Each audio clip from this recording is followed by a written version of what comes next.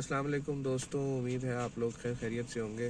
अच्छा, social media पे एक कॉमन मिथ है कि सर्टिफिकेशन या डिप्लोमे के अंदर अगर हम एडमिशन अप्लाई करेंगे तो हमें वीज़ा नहीं मिलेगा।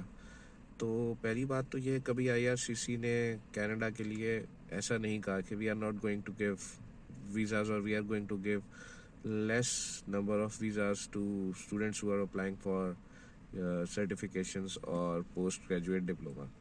Secondly, if your career progression is fine, like you have done project management in your bachelor's and you also have some experience with project management in your last 5-year jobs, then you can get admission in certification for project management.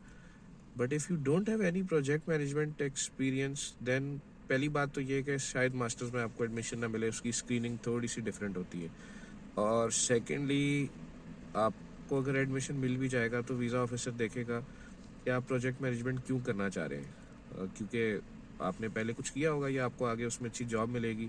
अगर ये सारे factors आपकी SOP में missing है तो आपको visa masters या PhD के लिए भी नहीं मिलेगा।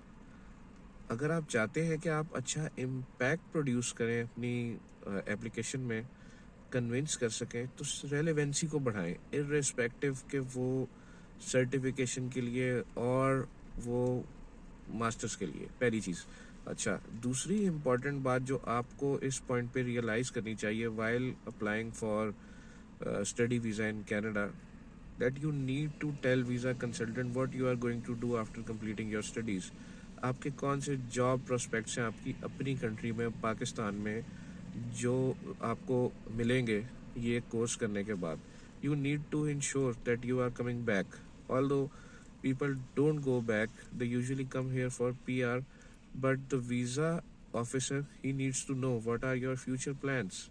And if he's rejecting your case on the basis that I'm not satisfied that you will be back or you don't have enough funds, then there is a problem in SOP or the selection of your course. It has nothing to do with type of degree. Yeah, obviously कुछ ऐसी चीज़ें हैं, you have already done masters and you are trying to do masters in the same field again, तो definitely एक question mark है कि आप क्यों करना चाह रहे हैं। और you have a big study gap and no job, like आपने आईटी के अंदर बैचलर्स किया था और 6 साल एचआर की जॉब की या जॉब नहीं की और अब आप मास्टर्स इन आईटी करना चाह रहे हैं, then yes it's a question mark कि आपको मास्टर्स क्यों चाहिए। तो ये चीज़ें हैं कुछ। लेकिन अगर आप किसी स्कूल में, कॉलेज में पढ़ा रहे हैं और आप पढ़ाने के बाद जो है वो यहाँ पे एजुकेटर का कोई डिप्लोमा या कोर्स लेते हैं और आप ये बताते हैं कि इससे आपको आपका जो डेजिग्नेशन है वो हायर हो जाएगा, आपको ज़्यादा अच्छे प्राइवेट एजुकेशन सिस्टम में या गवर्नमेंट एजुकेशन सिस्टम में जॉब मिलेगी, then there are chances of study visa for that certification as well. And ऐसा कोई फैक्टर अभी तक आईआरसीसी ने कभी लिस्ट नहीं किया कि हम डिप्लोमा को या हम सर्टिफिकेशन को किसी भी तरह से डिस्क्रिमिनेट करते हैं या हम डिस्करेज करते हैं।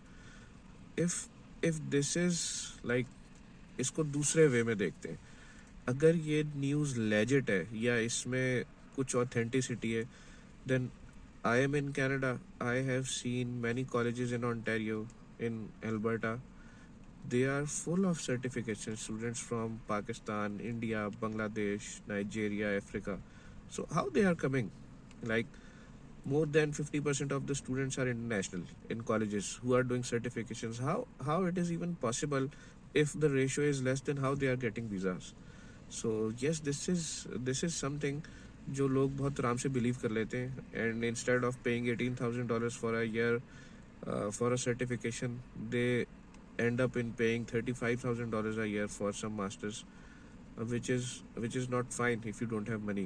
हाँ, अगर आपके पास पैसे हैं then yes you should go for masters because उसके PR में ज़्यादा points मिलेंगे and definitely आपको फ़ायदा होगा।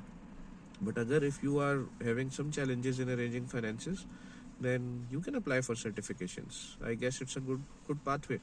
I am also doing a certification here. So this is my piece of advice. If anyone has some issues or wants to contact regarding Canadian visit visa or study visa, feel free to contact me. Thank you so much. Take care.